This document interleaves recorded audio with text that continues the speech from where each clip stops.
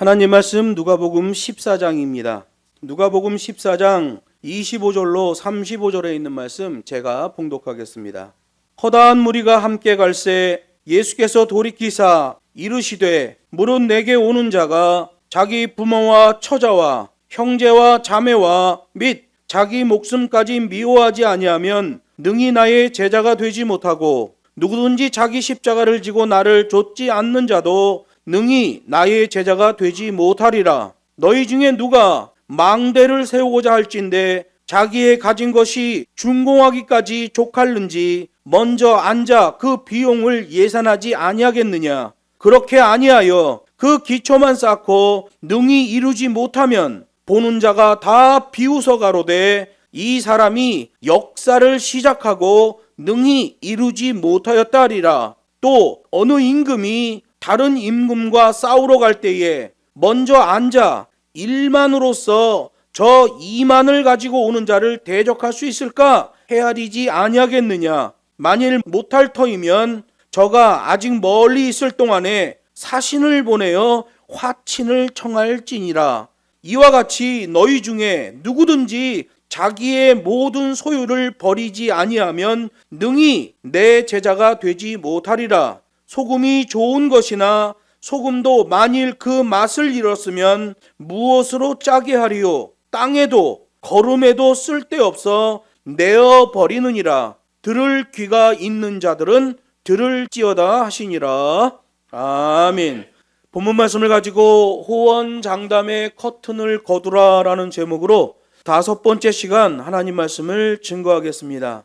누가복음 14장 본문은 회당 모임 후에 예수님을 특별한 식사 자리에 초청한 한 바리새인 2명의 집에서 벌어진 일이에요. 그리고 오늘 본문은 그 바리새인 2명의 집에서 나온 후에 벌어진 일이에요. 종교적 표리 부동의 악행에 대하여 일치성을 강조하는 말씀이에요. 종교적 표리 부동이 왜 일어납니까? 표리 부동이라는 것은 겉과 속이 다르다는 얘기죠. 종교 지도자들도 사람들 앞에서의 모습과 사람들의 뒤에서의 모습이 달랐어요. 유대 백성들도 마찬가지예요. 종교 지도자들 앞에서는 우리가 그 말씀을 잘 지키겠나이다 하고 나서는 자신들의 삶에서는 그러지 않았단 말이에요. 구덩이에 짐승이나 사람이 빠졌을 때의 처리 수순이 그랬죠.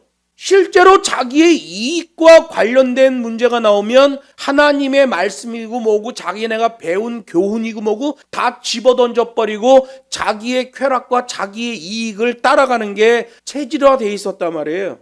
종교 지도자도 백성을 속이고 백성도 종교 지도자들을 속이는 종교, 그게 바로 예수님 공생의 시절의 유대교였죠. 그런데 그렇게 속고 속이는 종교 행태가 이 시대의 한국 기독교와 아주 흡사합니다.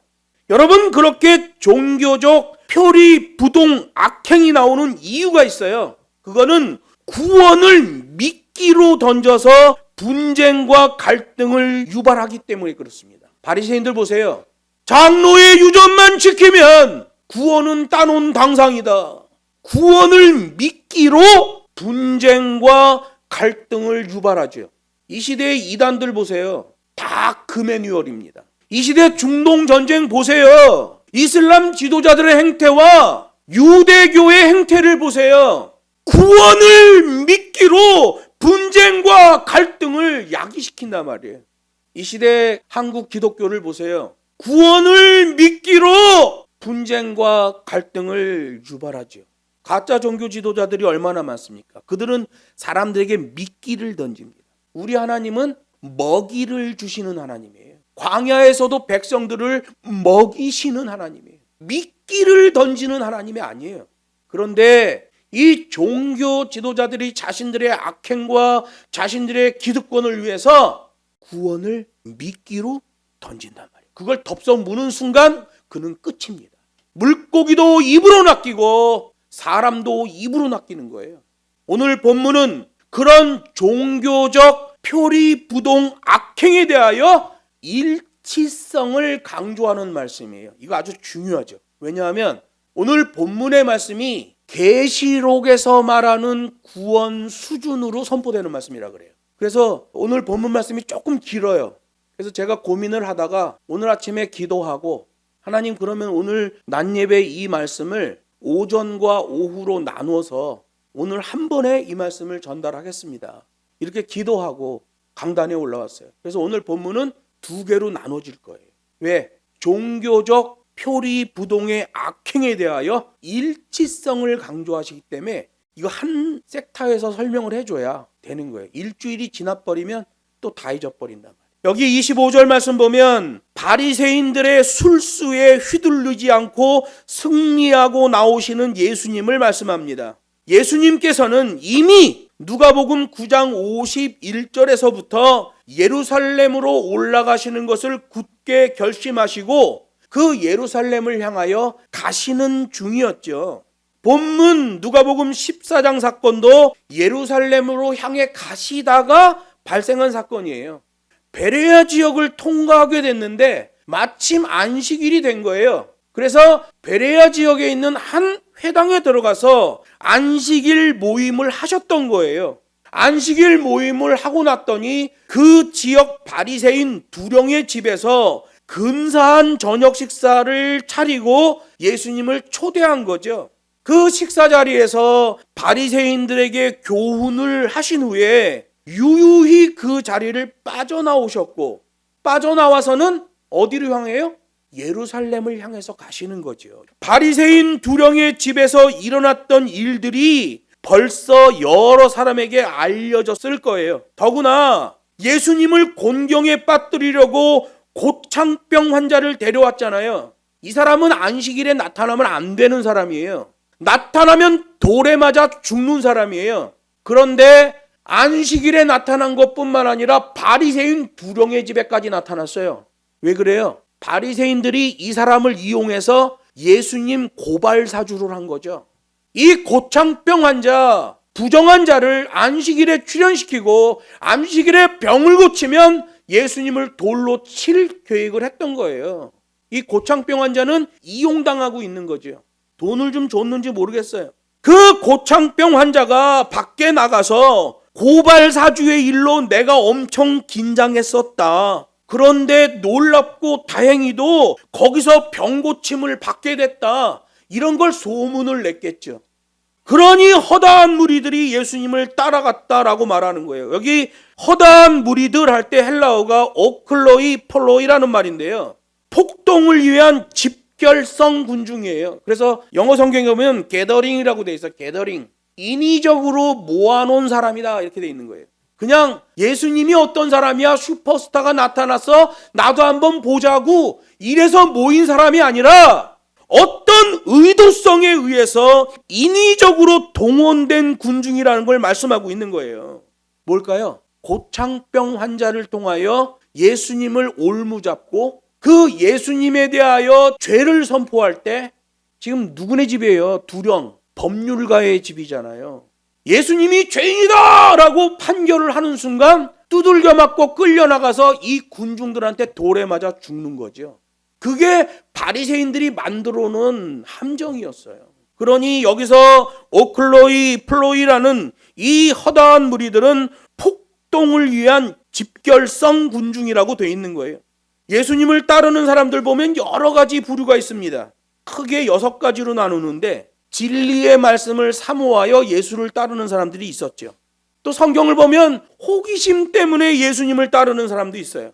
어떤 사람은 자기의 병고침 따위의 개인적인 이익을 위해서 따르는 사람도 있어요. 어떤 사람은 아무 생각 없이 군중심리로 따르는 사람도 있어요. 종교 지도자들은 예수님의 빌미를 잡으려고 따라다닙니다. 그리고 오늘 본문에 나오는 동원된 군중이 있는 거예요. 게더링.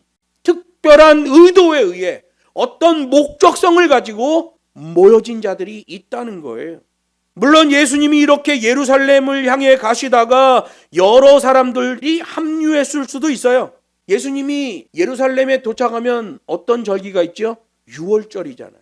이스라엘 백성들은 작년들은 유월절에 쫙 예루살렘으로 모여야 돼요. 실제로 저 아프리카에 살던 구레네 시몬도 그때 먼 거리를 이동해서 예루살렘으로 왔잖아요.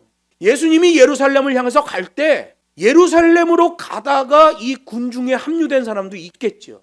여러분, 우리 기독교는 교회 담벼락 안에 모여든 무리로만 가치 유무를 판단하면 안 돼요.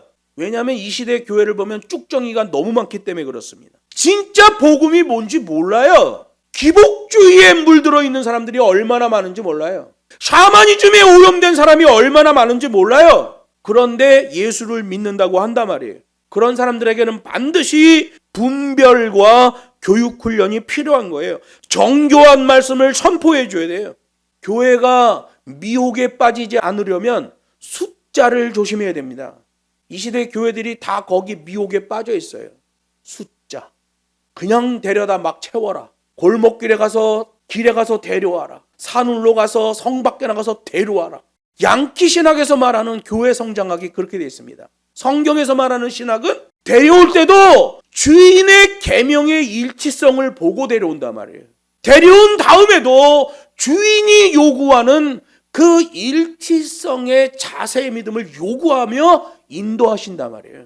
본문 25절을 보면 예루살렘을 향해 출발하신 예수님께서 갑자기 뒤를 돌아보시며 말씀하셨다고 기록하잖아요. 예수님이 예루살렘으로 걸어가실 때 군중이 뒤에서 따라오는데 웅성웅성 이런저런 소리가 들렸겠죠. 그런데 예수님 입장에서 보실 때 그냥 지나가서는 안 될 말들이 들린 거예요. 오늘 본문에 보면 돌이키사 이르시되라고 번역된 스트라페이스 에이펜이라는 말은 이런 용례로 사용되는 말이에요. 말이나 생각에 오류가 반복될 때 그것을 바로잡는 교정어예요. 교정어. 예를 들어서 학생들을 가르치는 선생님이 있는데 너 그 말하면 안 돼. 너 그 말하면 안 돼. 그 말하면 좋지 않아요. 라고 얘기했는데 조금 있다 어떤 애가 또 그 말했어. 그랬더니 선생님이 칠판에다 글씨를 쓰다가 그 말하지 말라고 그랬지. 이렇게 교정어예요. 오늘 본문의 스트라페이스 에이펜이라는 말은 말이나 생각에 반복되는 오류를 바로잡아주는 교정어예요. 누가복음에만 6번 이 교정어가 나옵니다. 그래서 돌이키사 이르시되라는 말은 그건 아니지. 너희들 지금 그 말 했는데 그 말은 아니야. 라고 하며 교정어를 내주시는 말이에요. 그런 의미로 사용되는 거예요.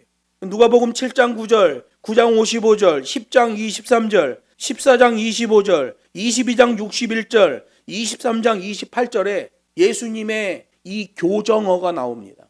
여기 26절로 32절에 있는 말씀은 예수께 나오는 자들의 주의사항을 말씀하시는 거예요. 여기 26절로 27절을 보면 하나님 아닌 것에 묶이지 말라 이렇게 말해요. 예수님을 따른다는 것은 자기의 기준에서 따르는 게 아니라 예수의 기준에서 따라야 된다는 거예요. 일치성이죠. 사람들이 다 자기 기준으로 예수를 따르면 어떻게 기독교 공동체의 일치성이 나오겠냐 말이에요. 이놈은 이 생각, 저놈은 저 생각인데 예수님의 기준에서 따라야 일치성이 나오는 거예요. 예수님의 사역의 초점도 성경을 통해서 우리가 발견할 수 있어요. 예수님의 사역의 초점은 십자가 사역을 통하여 교회를 세우는 것이고 그 교회 설립을 위해서 제자들을 세우는 일이에요. 그래서 예수님이 이 땅에 오신 초림하신 이유는 교회를 세우는 것이고 그 교회를 세우시려고 십자가 사건과 제자 양육을 하셨던 거예요. 그러므로 이 시대의 기독교 사역도 마찬가지예요. 기독교 사역자들은 자기의 성공을 위해서가 아니라 복음의 승리, 하나님께 영광을 위하여 하는 사역이어야만 합니다. 이걸 놓쳐버리면 패역한 바리새인과 다를 바가 없지요. 이걸 놓쳐버리면 구원을 미끼로 던지는 표리부동의 종교 지도자가 되는 거예요. 기독교 사역에서의 치명적인 문제는 세속주의에 묶이는 거예요. 그렇게 세속주의에 묶이는 이유는 결국에는 물질 문제입니다. 여기서 부모를 버리라. 이거 왜 부모를 버리래요? 부모 버리는 거 아니에요. 부모를 공경하면 하나님이 약속하신 제1번의 축복을 받는 거예요. 근데 왜 본문에서 부모를 버리랍니까? 세속주의 물질, 그거에 묶여 부모를 대하는 것, 그것에 묶여 자기 부인을 대하는 것, 그것에 묶여 형제와 자매, 자기 욕심을 드러내는 것, 이거는 하나님에게 책망받는다고 말씀하는 거예요. 그래서 세속주의 물질 문제 때문에 주님이 우리에게 주시는 너의 십자가를 지고 나를 따르라, 이 말씀은 이 계명의 말씀으로 너의 욕심을 수축시켜라, 이런 말이에요. 이게 성경에서 말하는 수축 시스템이에요. 그냥 자기 욕망과 욕심을 밖으로 이렇게 한 무더기 쏟아내는 게 아니라 잘라내라는 거예요. 세속주의 물질관에서 나온 모든 너의 욕심은 다 잘라내어 수축 시스템으로 가야 된다라고 말하는 거죠. 그래서 여러분, 예수를 제대로 믿는 사람들은 다 이 수축 시스템이 움직입니다. 그래서 눈으로 보여요. 예수님께서 말씀하시는 수축 시스템은 모든 욕심을 내려놓고 각자가 자기 십자가를 지는 거예요. 이게 예수 재림 때까지의 불변의 절대 기준, 일치성이죠. 이거 오늘 본문에서 예수님이 강조하시는 거예요. 예수님의 제자로서 복음의 부름을 받아 예수님 앞에 나오는 것, 이게 1차적인 응답이잖아요. 이걸 소명의 믿음이라고 그래요. 어느 날 하나님이 나를 부르셨어요. 그래서 내가 예수 앞에 나왔어요.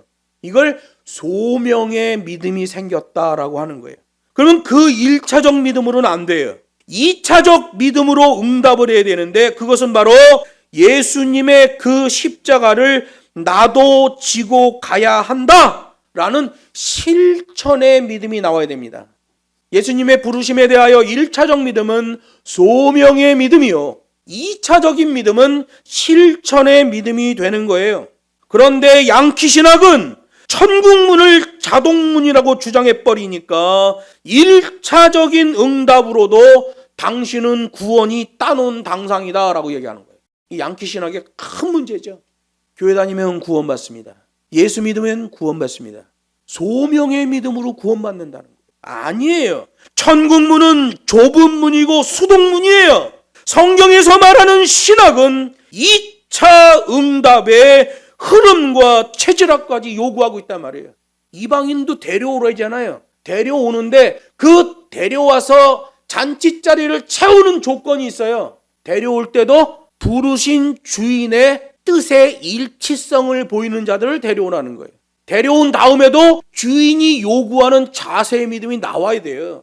안 그러면 두들겨 맞고 사지가 묶여 밖에 던져진단 말이에요. 잔치집에 들어왔어요. 잔치집 주인이 와서, 너는 왜 예복을 안 입었니? 저가 유구무원이거늘. 주인이 바로 판단해요. 이를 두들겨 패고 사지를 결박하여 밖에 집어 던져버려라. 소명의 믿음뿐만 아니라 실천의 믿음이 나와줘야 돼요. 그래야 그가 하나님의 백성이 되는 거지요. 그게 수축 시스템으로 움직이는 사람이에요. 그래서 우리는 성경을 더 좁게 해석할 뿐만 아니라 그 좁게 해석된 말씀을 자신에게 불리하게 적용하는 습관을 가져야 된다.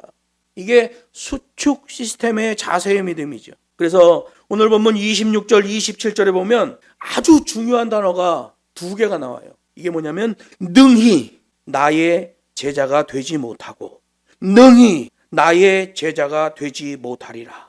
그래서 원문을 보면 이게 커트라인이에요. 하나님이 설정하신 커트라인이에요. 내가 종교 지도자인데, 내가 주님의 이름으로 선지자 노릇했는데, 병을 고치고 귀신을 쫓았는데 왜 나를 모른다고 합니까? 주님의 커트라인에 잘려버린 거예요. 하나님의 주권이죠. 능히라는 말이 커트라인을 얘기하는 것. 그래서 오늘 이 말씀이 계시록 수준의 엄청난 구원론의 말씀이에요. 그래서 26절에서 말씀하시는 자기 목숨까지 미워한다라는 이 말씀은 이미 23절에서 바리새인들에게 하셨던 말씀이에요. 여기 미워하다라는 헬라어는 미세이라는 말인데요. 원문을 그대로 의미를 해석하면 이렇게 돼 있어요.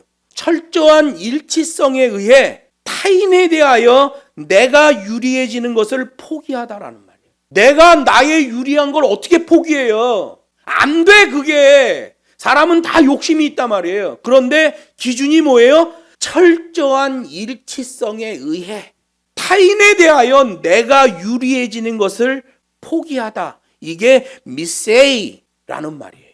근데 우리 성경에는 자신을 미워하다라고 번역을 해놨어요. 또 반복되는 말씀이죠. 누가복음 14장 23절에 있는 강권하여 데려다가, 이 강권하여 아난카손, 데려올 때도 주인의 뜻에 따라 주인이 원하시는 행동의 일치성, 그런 사람을 강권하여 데려오고, 데려온 후에도 주인의 뜻에 따라 주인이 원하시는 일치된 행동의 흐름을 권고하며 인도하신다 라는 말씀이죠. 그래서 이 일치성 때문에 한 동작, 흐름, 체질화라는 단어를 사용하게 되는 거예요. 특히 여기 누가복음 14장 26절에는 처자라는 게 있는데, 이 처자가 부인과 아들을 얘기하는 게 아니에요. 처자 그러면 부인을 얘기하는 거예요. 마태복음 동일 본문에는 이 부인이란 말이 없는데 누가복음 14장 26절에는 이 부인이라는 말이 추가되어 있어요. 그 이유는 20절 말씀 때문에 그렇습니다. 20절에 어떤 사람이 있었어요? 특정한 여자에게 장가를 들므로써 큰 권세를 가지게 되는 것 때문에 하나님과의 언약을 파기하는 그 오류가 나와진 사람이 있었어요. 그래서 오늘 26절에서 마태복음에는 없는 처자, 부인이라는 말을 포함시키고 있지요. 그래서 예수님이 묻는 거예요. 왜 나를 따르려는 것이냐? 자기 욕심으로써 구원받기 원하는 것이냐? 구원의 과정의 부르심에 대한 순종과 충성을 하겠다는 것이냐? 예수님을 따른단 말이에요. 그런데 자기 욕심으로 구원받고 싶어서 따르는 자들이 있단 말이에요. 이 시대의 한국 기독교인의 98%입니다. 구원의 과정으로 우리를 부르신 그 부르심에 대한 순종, 이게 소명의 믿음이죠. 그 다음에 충성, 이건 실천의 믿음이에요. 그것 때문에 따르는 것이냐? 예수님이 묻잖아요.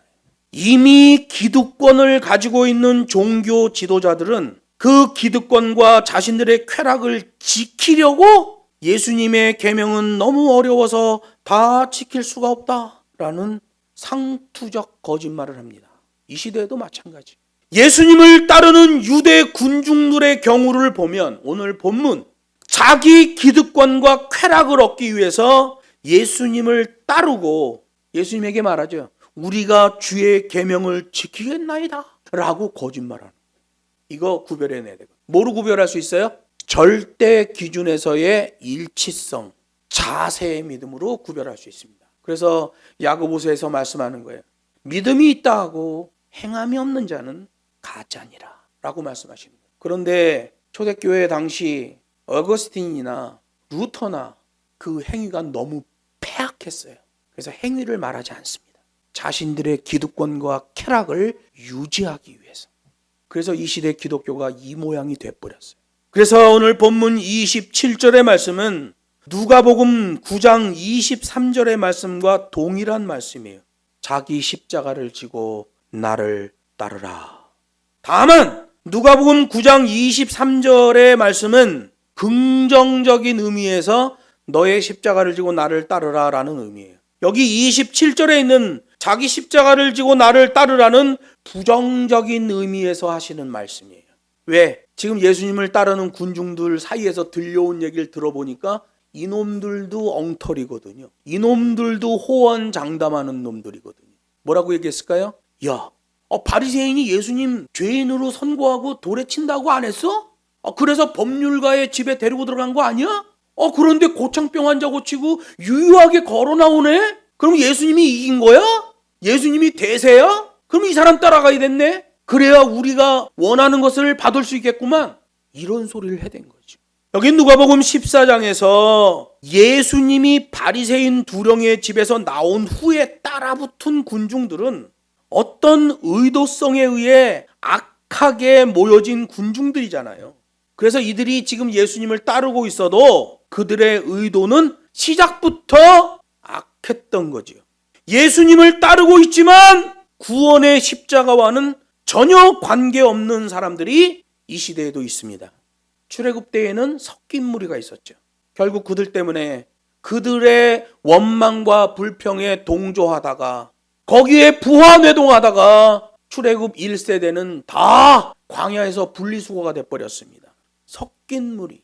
그냥 아무나 데려다가 교회 담벼락 안에 채우라. 그런 양키신학 교회 성장로는 악한 거예요.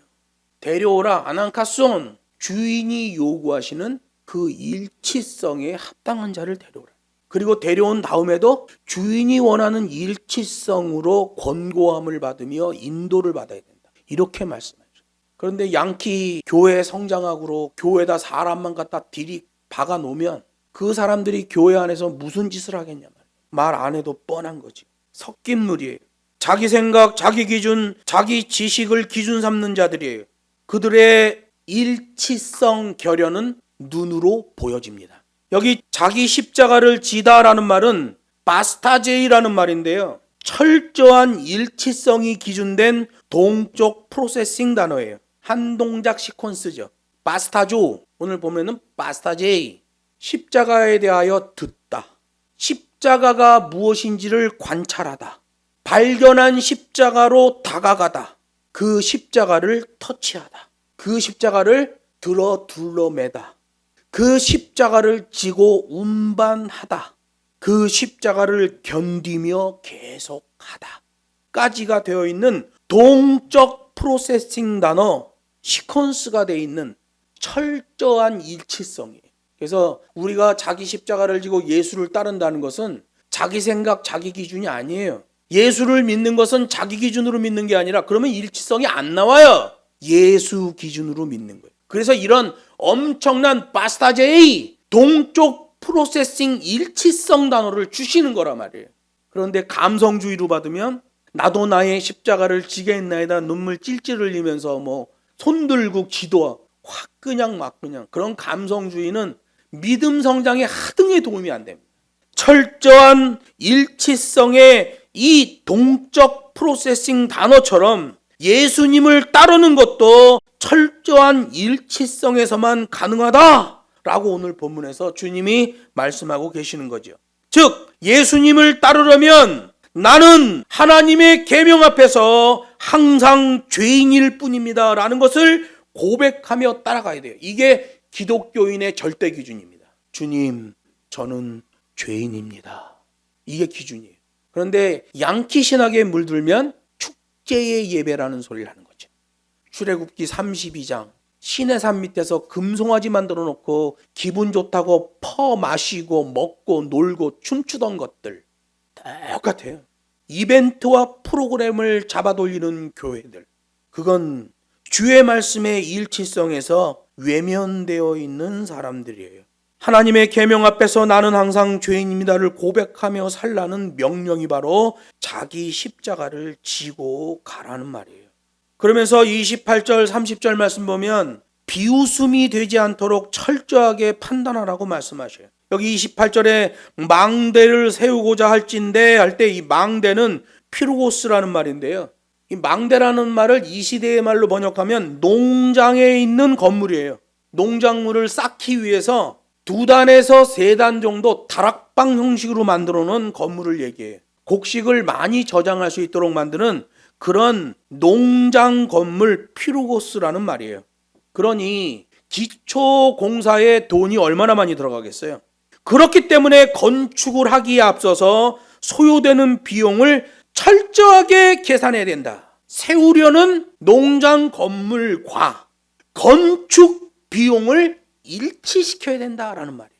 일치성을 강조하는 예화지요. 십자가를 지다, 바스타제이, 이게 철저한 일치성으로서의 동쪽 프로세스 단어인 것처럼 농장 건물을 짓는 것도 비용과 일치성을 보여야 된다. 그렇지 않으면 비웃음을 당하게 될 것이다 라고 말하는 거예요. 비용이 부족해서 공사가 멈췄다면 동네 사람들이 그 농장 주인을 비웃겠지요. 아유, 저 사람은 비용 계산도 안 하고 저 집을 지은 거야? 저게 기본적으로 들어가는 돈이 얼만데 반밖에 못 줬어? 아이고, 비 오면 다 썼겠구만. 이렇게 사람들이 비웃는다는 거예요. 그러나 이 비유 속에서 예수님이 말씀하시고자 하는 것은 일치성에서의 오류가 발생하면 그는 구원에서 버려지는 자다, 이런 말씀하시는 거예요. 바리새인 집에서도 그 얘기했잖아요.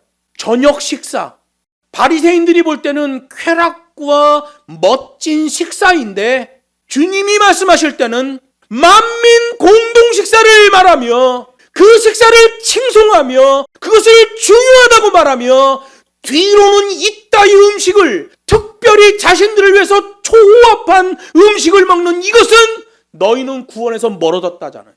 여기도 마찬가지. 돈이 부족해서 건물 짓다 멈췄는데 사람들은 비웃겠지만 이게 복음 차원으로 넘어가서 해석되면 일치성의 부재는 구원에서 버려집니다 라고 말씀하시는 거예요. 그래서 여기 부끄러움을 당한다, 비웃음을 당한다, 이 말은요, 일치성의 오류 때문에 나와지는 비웃음이에요.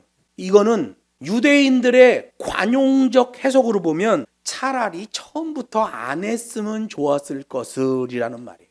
사람들이 말한단 말이에요. 짓다 말았어. 그냥 쓰레기 덩어리가 됐어. 그랬더니 사람들이 아유, 저 반 짓는 동안 들어간 돈이 얼마야. 차라리 짓지나 말지. 돈은 돈대로 버리고 저 쓰레기 더미를 어떻게 할 거야? 라는 비웃음을 산다는 거예요. 일치성에서의 오류는 구원에서의 버려집니다. 누구한테 이거 제일 먼저 선포했어요? 예수님의 제자들에게 선포했죠. 너희들도 바리새인들의 그 악한 행태를 버리지 아니하면 너희들도 심판을 당할 것이다. 구약 유대인들도 그 말이 적용됐죠. 출애굽 1세대에게도 그 말씀이 적용됐어요. 이거 하나님의 불변의 공식입니다. 일치성에서의 오류는 구원에서 버려집니다. 예수님을 따르겠다고는 했지만 철저한 일치성에서 오류가 나면 돌이켜지지 않는 후회가 생길 것이다. 돌이켜지지 않는 것 때문에 애석해질 것이다. 돌이켜지지 않는 것 때문에 뼈아픔을 당하게 될 것이다 라고 말씀하시는 거예요. 잔치에 들어왔어. 예복을 안 입었어. 지 생각대로, 지 맘대로 두들겨 패고 사지를 묶어 밖에 집어 던져라. 거기서 슬피 울며 이를 갈미실 것이다. 이렇게 말씀하시잖아요. 돌이켜지지가 않는 거야. 일치성이 안 나오면 구원에서 버려지는 거예요. 차라리 처음부터 그러지 않았으면 더 나았겠다라는 평가가 바로 이 비웃음이에요. 가룟 유다도 그런 일 당했죠. 마태복음 26장 24절에 보면 예수님이 가룟 유다에 대해서 판단합니다. 인자는 자기에게 대하여 기록된 대로 가거니와 인자를 파는 그 사람에게는 화가 있으리로다. 그 사람은 차라리 나지 아니하였으면 제게 좋을 뻔하였느니라. 요때 요 말을 사용하셔요. 그래서 여러분 이 말씀이 계시록 수준의 엄청난 말씀이에요. 여기 30절에 보면 이 사람이 역사를 시작하고 능히 이루지 못하였다라. 이 사람이라는 말이 이게 욕이에요. 시작과 결과에서 일치성을 보이지 못하는 놈이라는 말이에요. 욕입니다, 이게. 우리말로는 이 사람이 이렇게 번역해놨지만 욕이에요, 욕. 저놈은 시작과 끝이 안 맞아. 일치성이 안 나와. 그런 놈이야 라고 비웃었다는 거예요. 여러분, 이 시대에도 자기 스스로에게 망신이 되고 예수님을 욕되게 하는 사역자들이 얼마나 많습니까? 히브리서 6장에서 말합니다. 우리가 간절히 원하는 것은 너희 각 사람이 동일한 부지런을 나타내요. 동일한 부지런을 나타내라. 아가페 한 동작의 일치성을 나타내라는 거예요. 끝까지 소망의 풍성함에 이르러 게으르지 아니하고 믿음과 오래 참음으로 말미암아 약속들을 기업으로 받은 자들의 본받는 자가 되게 하기 위함이다. 하나님의 계명의 일치성을 보였던 자들을 본받게 하려고 이 믿음의 말씀을 너희들에게 주노라 라고 말씀하고 있는 거예요. 여러분, 이 시대 현대신학은 변질과 왜곡이 너무 심합니다. 그래서 현대신학이 종말 때에 미혹의 가르침이 되는 거예요. 조직신학으로 믿으면 안 돼요. 성경신학으로 믿음이 나오는 겁니다. 그리고 패망당하지 않으려면 신중하게 판단하라고 31절, 32절 말씀 또 해요. 31절과 32절도 역시 정확한 판단에 의한 철저한 일치성을 강조하는 비유의 말씀이에요. 일치성으로만 흐름과 체질화를 만들 수 있기 때문에 그렇습니다. 전쟁을 하러 출정하는 왕이 있는데 그 왕은 농장 건물 짓는 것 수준의 판단이 아니라 인명 문제가 결부되기 때문에 전쟁에 나가면 사람이 죽고 사는 문제가 결부되잖아요. 더 막중한 판단을 해야 된다라고 말씀하셔요. 내가 1만 명의 군인을 데리고 전쟁터에 나가는데 상황을 파악해보니까 적군은 2만 명을 데리고 나왔어요. 여러분, 17대 1로 싸우는 건 영화에서나 가능한 거지 실제 싸움에서는 한 사람이라도 많은 쪽이 훨씬 유리합니다. 오늘 본문에서는 2배 차이가 나고 있잖아요. 그러면 1만 명을 데리고 나가는 왕은 그 전쟁에 참여하나 마나 무조건 지는 거예요. 오늘 본문이 말해요. 1만 명의 군대로 적군 2만 명을 상대하려면 더더욱 심사숙고의 판단을 해야만 한다. 전쟁의 경우는 신속하게 판단해야 됩니다. 그렇지 않으면 몰살이에요. 이번에 레바논의 헤즈볼라 수장이 폭사당했잖아요. 그리고 후계자를 임명했는데 후계자도 바로 죽었습니다. 왜 그래요? 저쪽은 정보를 다 갖고 있어요. 전쟁은 신속하게 판단해야 돼요. 병력을 넣을 건지 뺄 건지 도피와 탈출을 할 건지를 빨리 결정해야 돼요. 빨리 결정하지 않으면 폭사당하고 몰살당하는 거예요. 레바논에 있는 헤즈볼라 몰살을 당해버리잖아요. 오늘 본문 말씀이 그 말씀하는 거예요. 농장 건물을 짓는 것에서도 왕이 출정을 할 때도 정확한 판단의 일치성을 가지고 있어야 된다. 왜 이 얘기하는 거예요? 예수님 따라다니며 기득권을 갖고자 하는 애초 모일 때부터 불순한 의도로 모였던 그 군중들 사이에서 야, 아니 두령집에서 그냥 나왔어? 거기서 재판받고 죄인으로 확정되면 우리가 돌 던지기로 했는데 이 사람이 이긴 거야? 이게 대세야? 이 사람 따라다녀야 돼? 라는 말을 하는 사람들이 너의 욕심으로 구원받기 원하느냐? 아니면 주인의 뜻에 따라 부름을 받고 주인의 뜻에 따라 끝까지 충성하려고 나를 따르는 것이냐? 라고 물어보는 가운데 2개의 예화를 들어주신 거예요. 농장 건물을 짓더라도 비용의 일치성을 보여야 된다. 전쟁터에 나가더라도 우리의 병력과 저쪽 병력의 군세를 파악하고 일치성이 돼야 된다. 만약에 일치성이 안 된다면 빨리 사신을 보내서 화친을 해야 된다. 이번에 2만 명 데리고 나오느라고 얼마 들었습니까? 5만 양 들었다. 우리가 10만 양으로 보상해 드리겠습니다. 이렇게 해서 화친을 해야 돼요. 그 일치성에서 오류가 나면 구원에서 멀어진다. 이 오늘 성경 말씀. 그러면서 소금에 대한 말씀을 하시고 그 말씀은 오후에 하나님 말씀으로 친구하도록 하겠습니다. 제가 잠깐 기도하겠습니다.